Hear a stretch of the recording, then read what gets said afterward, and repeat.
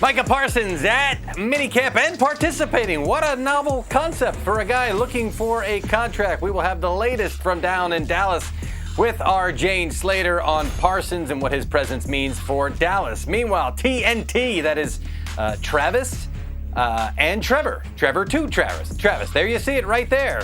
The latest on the Jaguars and Travis Hunter's. Why is that deal not done?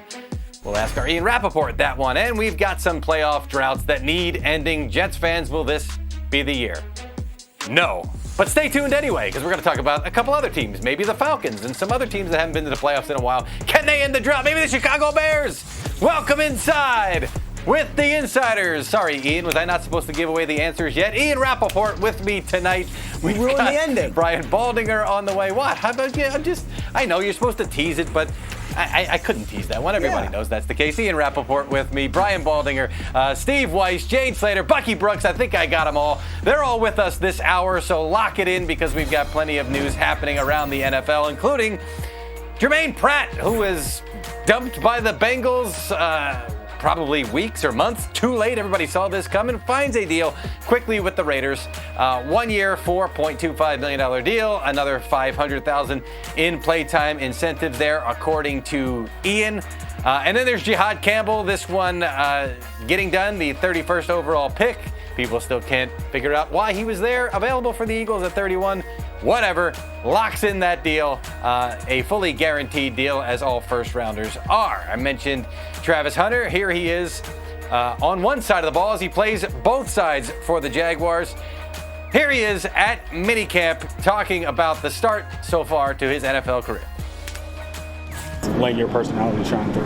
It's been very easy for me. You know, the guys come in and I bring the juice every day. I always got a smile on my face, making everyone laugh when I get the chance. So we just been fun, having fun, and just being kids out here just loving and living our dream. To see all of these fans here, like you guys are just doing typical drills and they're cheering for you every time you touch the ball. What's that experience like? It's very, very great experience. I know I can't let them down. I got to go out there and work, and I know they got my back. Jaguars have the fans there to see Minicamp and seeing the guy that's going to be playing on both sides of the ball. Can't wait to see that come the regular season. For now, getting in the work in the spring. What about training camp, though? Because you got to have your deal signed, Ian, by training camp. Travis Hunter, one of four. You mentioned Jihad Campbell, now down to 4 first-rounders that haven't signed, and everybody around them is done. What's taking so long there? Yeah, taking a look at the landscape of things, it feels like Travis Hunter will probably be the last first rounder to sign. And, you know, these things are generally, one, not complicated. We know he's going to make $46.6 and change million. You know, he's going to get a $30 million signing bonus. These numbers are all negotiated. They are basically done. The numbers you cannot mess with, which is why it's actually hard to negotiate a rookie contract, believe it or not, because there's not that much to give and take. There's when the bonus is paid. For instance, is it all in one lump sum? Is it all up front, which generally happens with quarterbacks? Or is it paid, let's say, a little bit now, a little bit in September, a little bit in March? There's not that many things to negotiate over, but to me, it seems like this is going to be the hardest to get done as Travis Hunter tries to do everything he possibly can to maximize his deal, not just right now, but in the 3rd year and the 4th year. I don't expect a holdout. We rarely see a holdout, but I do think this will take some time. But if you're talking about Jaguars fans, you're talking about Jaguars people, I don't think they have anything to worry about because he's almost certainly going to be participating in training camp. You think they will figure out a way to get it done by then. And then just considering how many times we here on the Insiders have talked about the Jaguars since Travis Hunter, since they traded up for Travis Hunter and since they drafted him, it's like times 10 from usual. This is a team that, one, did not perform well last year, now as a new coach, now as a new GM, and has more hype than I can ever remember for the Jaguars. Yeah, more hype because of Travis Hunter joining an offense and a defense, but joining an offense that already has got some playmakers, including Brian Thomas Jr., who was injured and left practice. Liam Cohen saying, not a big deal, would have returned if it was the regular season game. I think that's always the comparison. So not a big deal there, which is a sigh of relief for the Jaguars. You hate to see that guy leaving practice.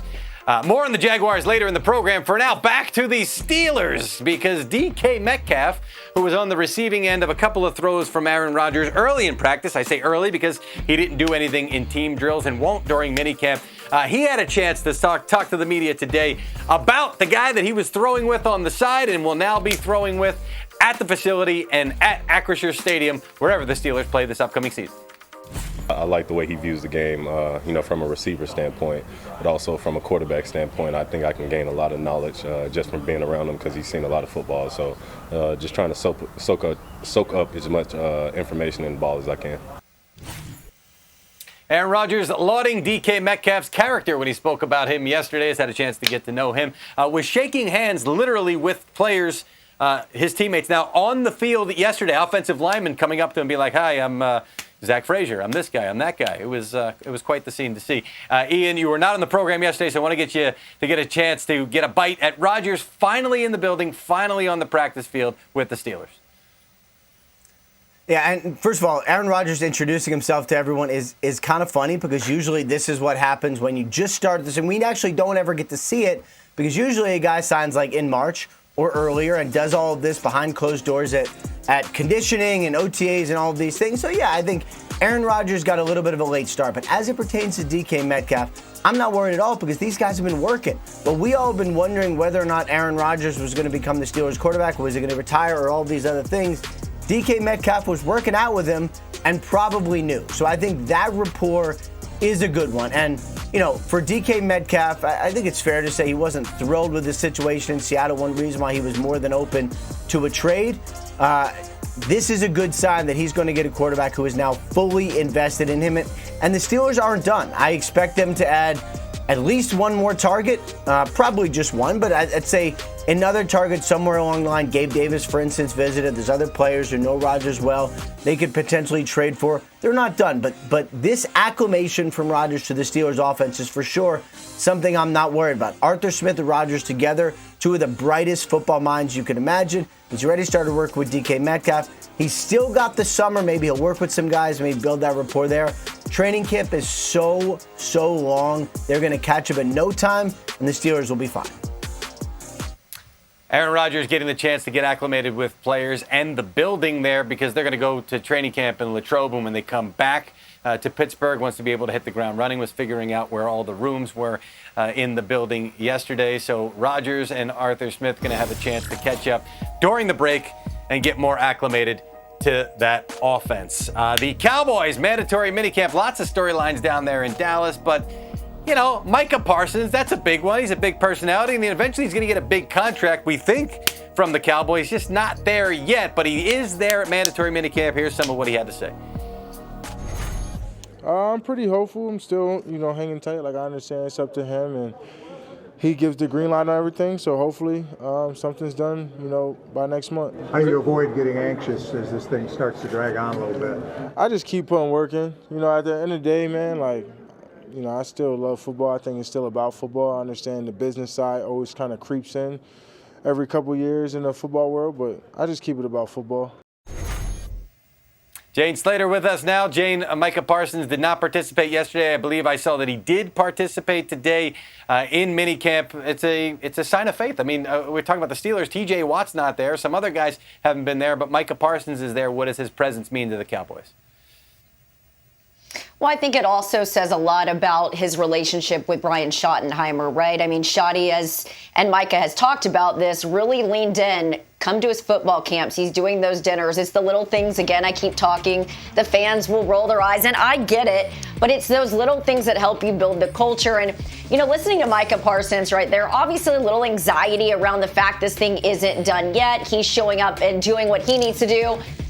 Micah, don't get anxious. Look at what happened with CeeDee Lamb. Look at what happened with Dak Prescott, DeMarcus Lawrence in the past. These things can get contentious, and this one really hasn't, but they always get it done. I will say the only knock that I have on Micah Parsons, and maybe something that they're pushing across the table in some of their agent negotiations, is where Micah Parsons sometimes fall off towards the end of the seasons. If you look at the 9 December and January games, How many sacks has he had? Only 1.5 sacks. And that was against teams that were 12-5, teams with winning records. Now, it's crazy when you look at his other games and the 44 other ones, he had 40 sacks. So his big issue, I think, around that building, if you talk to folks, is just not needing to be consistent in his play, just a consistent overall defender. And what's going to help him is they finally started dedicating a lot of resources, the defensive line of the ball. Talking to a coach today, he just told me Micah Parsons is better when he has guys around him, and they certainly did that by going out and getting Dante Fowler back after that double-digit sack season from the Commanders. They've got Marshawn Nealon, Sam Williams coming back, Peyton Turner, Solomon Thomas. He doesn't have to do it all. How about the Matt Eberflus factor here for Micah Parsons and what he means for his defense? Look, Matt Eberflus is a tough coach. You know this. In Dallas, sometimes I saw that it didn't always land with some of the players. But, I mean, they had Mike Zimmer last year, Mike. Mike Zimmer is not exactly unicorns and sunshine. But I will say this about Matt Eberflus.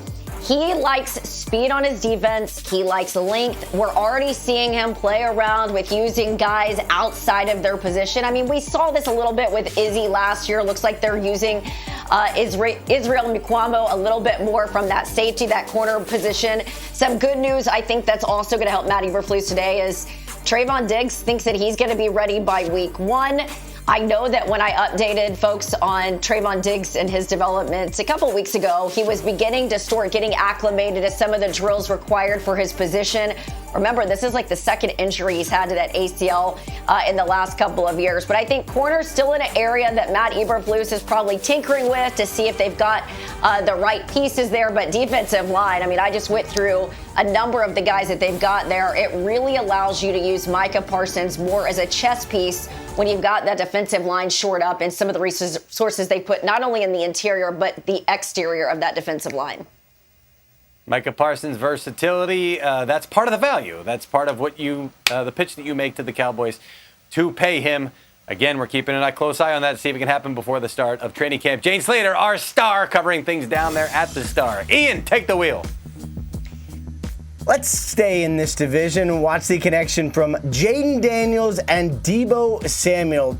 Deebo, of course, acquired this offseason. I broke that story at the Combine. Thank you very much. 2 players I know the Commanders are expecting big things for, and to see them connecting so early has to be a good sign for Washington, which has such high expectations this year. Let's listen to Dan Quinn talk all about it. Oh, no, sorry. We will, I guess we're not going to listen to Dan Quinn. All good, guys. Let's welcome in Steve Weiss and Bucky Brooks to talk about it. Bucky, we'll start with you. Jayden Daniels obviously performed so well last year. How can he avoid a sophomore slump?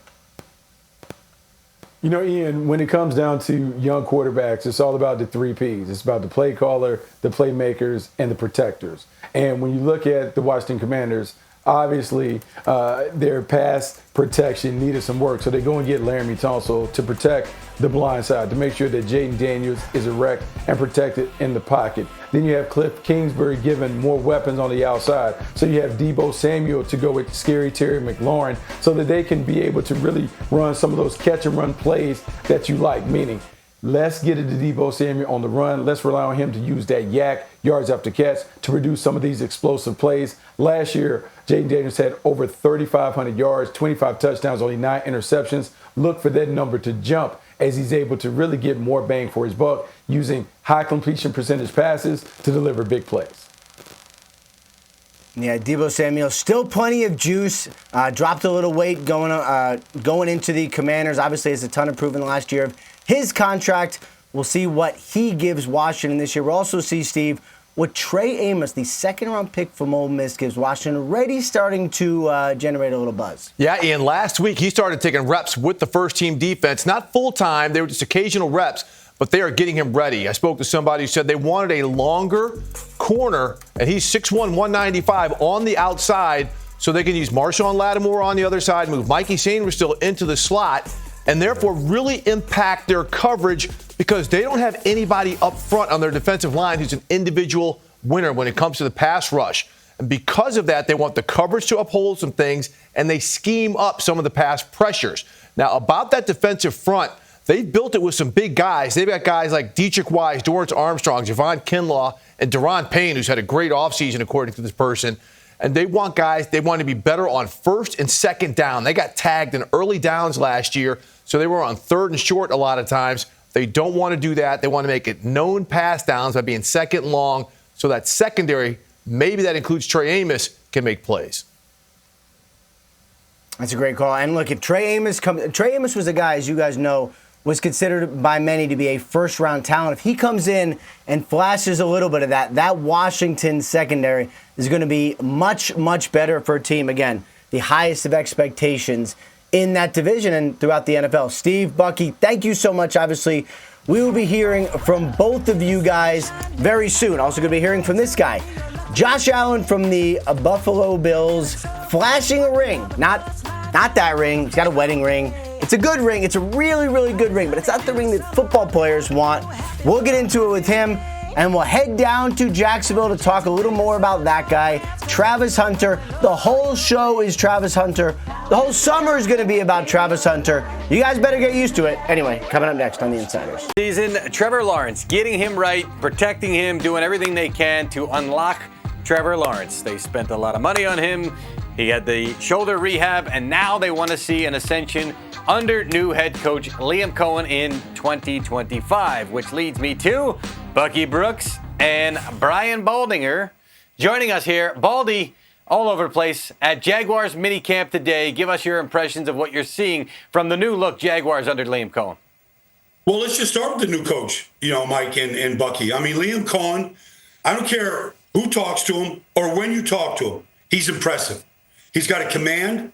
The year that he had in Tampa was one of the great years of any quarterback when you look at what Baker Mayfield did a year ago and the way that they ran the ball. And a lot of that is Liam Cohen's design and how he gets the ball to his playmakers. And so I think Trevor Lawrence is going to benefit a great deal by the head coach, Liam Cohen, the play caller, Liam Cohen, and really the leader of this team right now is Liam. So I think he's impressive, and that's a good start. But, they want to be able to run the ball a whole lot better, Bucky, obviously, than what they have been able to do the last couple of years. They want to do everything they can to help Trevor Lawrence. And so, the offensive line is rebuilt. There's some competition there that they're looking forward to seeing how they do.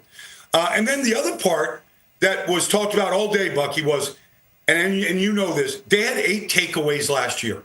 8. And if they want to help out Trevor Lawrence, they want to triple that number. They want 25, 30 takeaways, extra at-bats to Trevor Lawrence, shorter fields, those kind of things. They're working on the peanut punch drill in practice, getting the ball out. They're preaching takeaways every drill, every day. And so I think those are some of the things that you could take away from this offseason, Bucky, that I think is going to be good for this team from Duval right now. Hey, look, when you talk about the defense playing well, the best way to get the defense playing well is to have the offense get out the fast starts. And the way the offense can get out the fast start is really capitalizing on the playmakers that are on the perimeter. When you want to improve the quarterback play, what you do is surround them with what I call ball catchers. And the guys that they have on the perimeter right now are ball catchers in terms of great hand-eye coordination, great ball skills.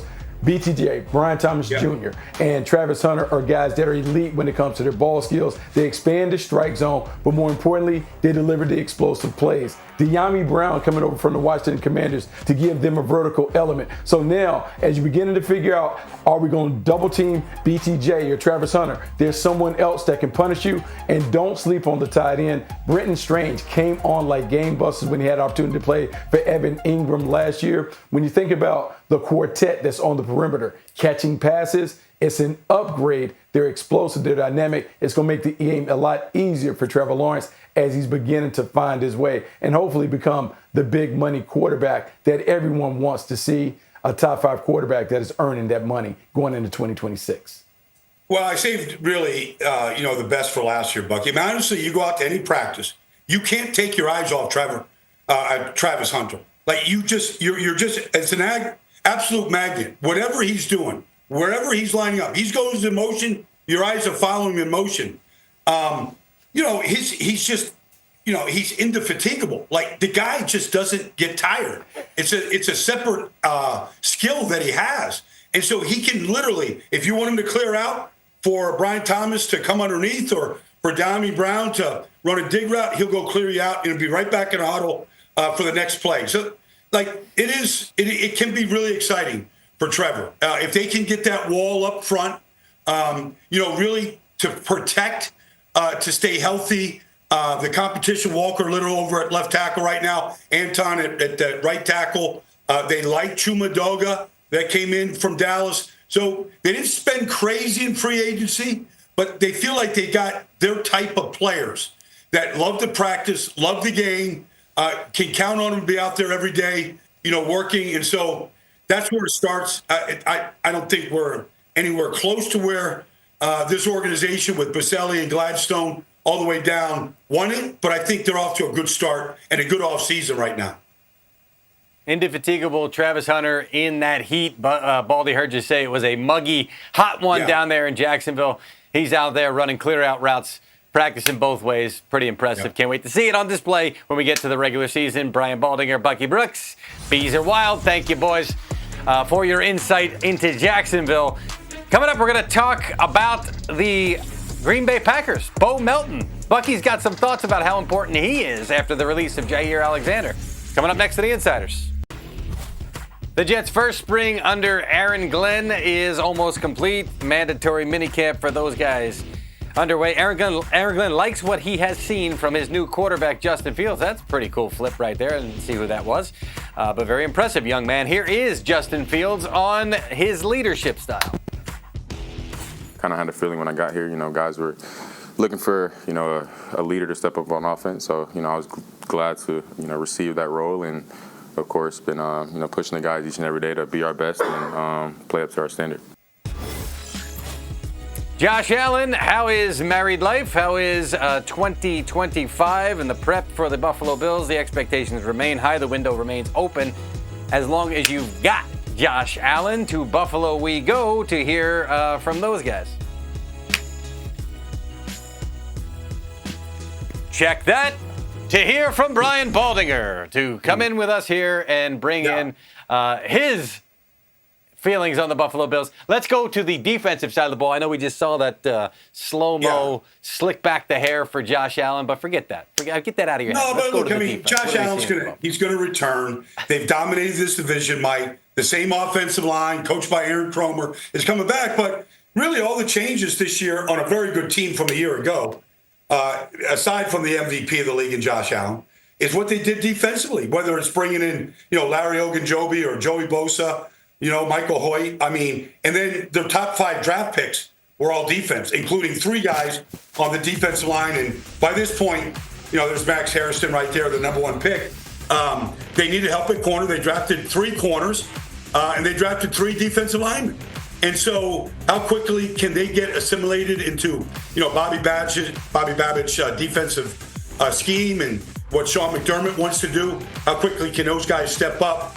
Whether it's TJ Sanders or Landon Jackson. It was a deep draft with defensive linemen, and they got 3 of them. And so this was one of their nemesis. It's been Lamar. It's been Patrick Mahomes. That's been the impediment to this team advancing in the postseason. So if you're going to advance, you got to keep the score down. Your defense has to affect some of these star quarterbacks in this league. And so that's what they've addressed. And I'm sure that, the teaching the scheme and how they do things at Buffalo has been a big part of this offseason for Sean McDermott. Brandon Beane, the general manager, addresses defense, and then the local radio crew that he was on with was talking about the lack of addressing the wide receiver position. He's like, what do you guys want, man? I can't do everything here. I was Team Bean on that one. They needed to address what they needed to address on defense, and they did that. Baldy, don't go anywhere more from you. Coming up, Ian. The Packers addressed some things on defense by using a receiver that we'll get into it. We will get into it. Anyway, the Green Bay Packers continued their mandatory minicamp today. A lot of fun things to get to, a lot of storylines, including hearing some key members of the Packers talk about just the small tidbit that they're going to be facing their good friend Aaron Rodgers in Week 8 with his new team, the Steelers. it'll be a great challenge for us. We all know what type of player he is and how good he is, and I'm sure he'll be telling everybody all our signals, so we'll have to, maybe play that mind game with him a little bit. With that, we'd like to bring in Travis Hunter. I'm sorry, I read that wrong. The original Travis Hunter. Not current Travis Hunter, the original Travis Hunter. Bucky Brooks, thanks for joining us again. The reason I say that, and you know why I say that, but for the people, the reason I say that is because Bo Melton, the Packers receiver, was playing corner today. Jair Alexander's gone. They released him. Bo Melton was trying his hand at corner, just like Travis Hunter is trying his hand at all the things. Bucky, you did this. You literally did this. Take me through the Bo Melton situation. Is it weird? Is it cool? What are the Packers going to get from this? Break it down for me. Look, Ian, this is great because 30 years ago, I did this for the Green Bay Packers. It's something that Ron Wolf, Hall of Fame executive, general manager for the Packers back in the day, what he learned from Al Davis. They would take athletic wide receivers who weren't making the grade necessarily at wide receiver and give them a chance to play defensive back. I was the second in Green Bay to do it. They had Corey Harris, then another guy, Keith Crawford. I did it. They've done it with some other guys. It's part of what they do in Green Bay. With Bo Melton, what's interesting, 5'11", 189 pounds. At the Combine, he ran 4.34. He is a guy who's been a special team standout for them since being a 7th-round pick for Seattle and making his way to Green Bay.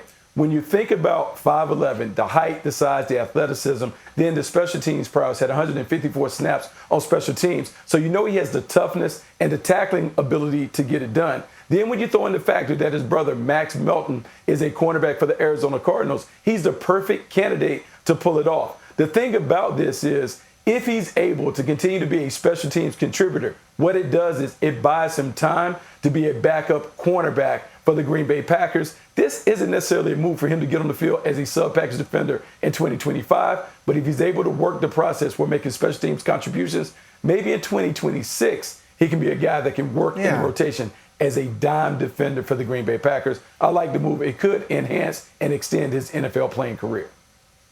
Yeah. Plus, he can catch. So many DBs can't catch. Not you. Other DBs can't catch. Anyway, let's transition now. I love this storyline. I can't wait for camp. Let's transition now to the Minnesota Vikings and their mandatory minicamp, which, of course, continued today with lots of hair, lots of great receivers, lots of calls from Brian Flores, and a lot of really good things from J.J. McCarthy, their young quarterback, Bucky, who, of course, everyone is expecting so much from. We saw him a little bit in training camp last year. I think we knew he wouldn't be the starter last year. We saw him a little bit in training camp last year. Went through the whole offseason with all the different rumors of all the quarterbacks. Now he's the starter. What are your impressions of J.J. McCarthy in Minnesota? I really like J.J. McCarthy, and I think he can be an upgrade over Sam Darnold.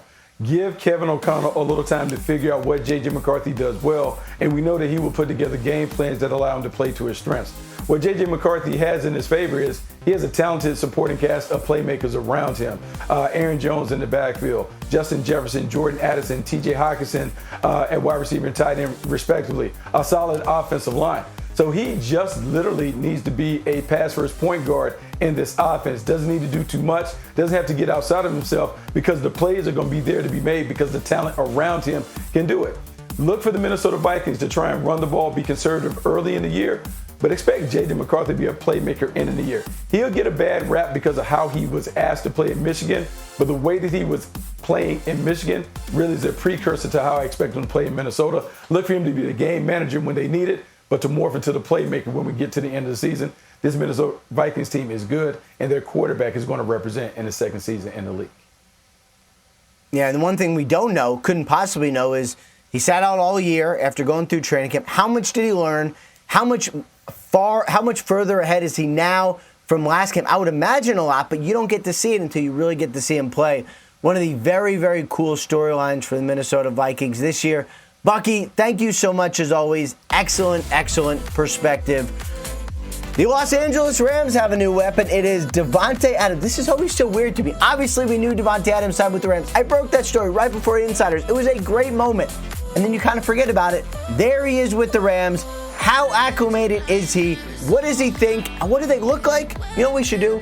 We should talk to Steve Weiss, who is at the Rams OTA practice and is going to tell us everything he knows in a mere amount of minutes. Sam Darnold, one of the moving chess pieces this offseason when it comes to the quarterbacks. Out there in Seattle now, looking to show that last year with the Vikings, not a fluke, and he can carry that success to Seattle. He has shown that in the offseason enough to get the defense of his head coach, Mike McDonald, when he was asked recently about the possibility of a quarterback competition. Here's more from McDonald on Darnold. What I love about Sam is he's just a dude, man. He's he's like one of the guys. There's a sense of he's one of the guys, so he's right there with him and all the things, but that's him. But there's some to him. Like he's like, don't mess with him. He's got that edge to him, that competitiveness, and the guys respect that. And he's him. He's not trying to be anybody else, and you got to respect that about him. Yeah, that's a good bleep. There's some good bleep to him. Sometimes there's bad bleep to a guy. Sometimes there's good bleep to a guy. Good bleep to Sam Darnold in the eyes of Mike McDonald. Mike McDonald, a defensive guy. So, once again, I want you talking defense here, Baldy. And I want you what you're seeing from him in year 2. They're getting personnel that more fits his system. What are we going to see from Mike McDonald here this upcoming season? Well, we saw last year a defense that finished 15th in the league last year in points given up. Middle of the road. They're going to be better than that this year. We started to see signs towards the end of the season. It happened in Baltimore the year before when they were the number 1 defense in football. They play a matchup zone, Mike, and it's a little bit difficult to explain on TV, but they really forced the quarterback to hold the ball. So Leonard Williams last year, Big Cat, had an amazing season. 11 sacks, as good as any defensive tackle in football. He had the pick 6 right here against Aaron Rodgers in their big win at MetLife Stadium last year. I'm glad they got that highlight in there. Devin Witherspoon is leading the way. And if you look at like Derek Hall, Boye Mafe, they've got some rusher. Now, on the back end, can they kind of squat on some of these routes right here? Look for Devin Witherspoon in his 3rd year to take a step up. Talking to Mike McDonald and Leslie Frazier this past year at the Combine, they think Devin Witherspoon can be used a lot the way that they used Kyle Hamilton in Baltimore as a real chess piece. And because of his aggressiveness, his tackling ability, and his ability to cover. And so I think this defense has a real chance, to get into the top 10 this year. And I think that will just make this team that won 10 games a year ago just that much more competitive. They want to run the ball. Mike McDonald told me that at the Combine. They would get back to doing that. Play good defense. Now, all of a sudden, you don't have to ask a whole lot out of Sam Darnold. That is the formula for success in Seattle this upcoming season. Thank you, Brian Baldinger, to the Los Angeles Rams as we stay in the NFC West. A bunch of, I'd call them game faces, but it's practice. It's mandatory minicamp. They're practice faces, but they're serious about their mandatory minicamp out there with the Rams, including the new guy, Devonte Adams. Really enjoying the time with the guys, getting to know them, getting on the same page with Matthew, and just kind of gelling with the whole team right now. It feels like I've been on this team for a couple of years now, just based off of how open and receptive the guys have been to me. I feel like this is what I needed, just based off the vibe and the aura of the building, and everybody's in a good mood. It's not like a dark cloud over the building, and I've experienced that quite a bit over the last few years. So it's a glaring difference when you come into a building like this. Go ahead, laugh, man. It's a glaring difference. Well, it's a little more pointed. Aaron Rodgers yesterday was like, I'm not going to take any shots at my former team. He's going to talk about this building. Devonte Adams a little bit more pointed in what he was saying there. So the vibes are good with Devonte with the Rams so far, Weiss. Yeah, the vibes are good. He's still learning Matthew Stafford, though. And Devonte Adams, in explaining a route that he ran Tuesday, really made things kind of clear. He said, on this route, the defense had it schemed up and ran the proper coverage where he should have been denied as one of the primary targets. But he said Matthew Stafford fired it to him anyway. So what he is learning about Matthew Stafford as they continue to grow is that the defense may be in the proper coverage, but if they're not playing that coverage properly, he's going to get the ball. And that's one thing you saw over and over. Devonte Adams, Puka Nacua, and rookie tight end Terrence Ferguson getting a lot of balls thrown to them by Stafford when they were running together during this OTA practice on Tuesday. Let's flip it to the other side of the ball, though. Head coach Sean McVay was asked if they would have any interest in now free agent cornerback Jair Alexander, who was cut by the Packers. McVay pretty much said not really. They don't think they're going to go down that road right now. But in speaking of another cornerback where there is interest in Jalen Ramsey, the Dolphins cornerback who is on the trade block, there was no denying the interest that's there. But according to someone I spoke to, said it's kind of a long shot because so many things have to happen for a trade like this to be pulled off. And it doesn't seem like Tyrese Halliburton has the ball in his hands with a second left on the clock to make the bucket. So that's probably where things stand right now. But to go back to the beginning point, all things are sunny. I know you're from Philly area, Mike, but all things are sunny in L.A. too. There you go. Yeah, a lot of times. In fact, when it rains like a half an inch, you guys freak out. Yes, we do. It's really cute to watch, to be honest with you. I said the word cute. Steve Weiss, don't go anywhere. We're not done with you. You're back with us after the break as we talk playoff droughts and what one could end. I just mentioned the Jets. Could a playoff drought for the Jets end? Maybe not, but could a playoff drought for the Falcons? And we shall see. Coming up next on The Insiders. Day 2 of Bucs minicamp is in the books, and that guy wearing that really cool vest is Baker Mayfield, the Bucs superstar, who's certainly coming to his own. Since coming to Tampa Bay, he's probably been playing the best football of his career, someone who has the team as excited as it ever has been about the team, about him, and I have no doubt about this. He is excited, even though they have to transition from Liam Cohen to a new offensive coordinator. Obviously, the transition from Liam to Grizz has been really, really smooth. Guys just taking ownership of it. Obviously, it helps when you have the same pieces back. But then, obviously, the new additions, the new guys we have, just making sure that when we're teaching it and installing it, the little details don't slip under the rug. You don't take anything for granted. But it's been a really good offseason. Now's the time to get some chemistry down, really get an understanding of the offense, and I think we're in a good place right now. Obviously, there's always room for improvement, but good to have Mike back out there today and just to see how it's all coming together. Josh Grisard, one of the more interesting young offensive coordinators around. The Falcons have one of those. Zach Robinson certainly fits that bill. Did a really nice job for Atlanta last year, in part because he's got this guy, Bijan Robinson, another one who had a ton of hype last year.